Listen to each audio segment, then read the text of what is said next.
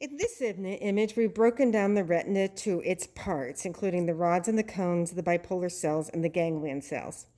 So light energy hits the retina, and in the retina, it's converted to a nerve signal.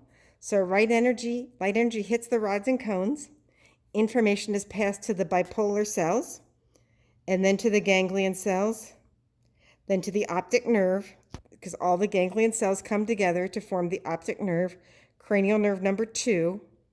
The optic nerve passes to the thalamus, and then synapses with a neuron that passes the information to the visual cortex of the occipital lobe. Now let's look at that on the models. So light hits the retina. Light hits the retina back in here. Let's look at the retina on here now. So this is, remember this model, this is the retina. These are the rods and cones down in here. This one shows only cones, so we won't talk about rods. Hits the cones.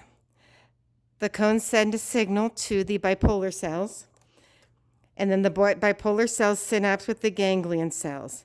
The axons of all those ganglion cells come together to form cranial nerve number 2, the optic nerve.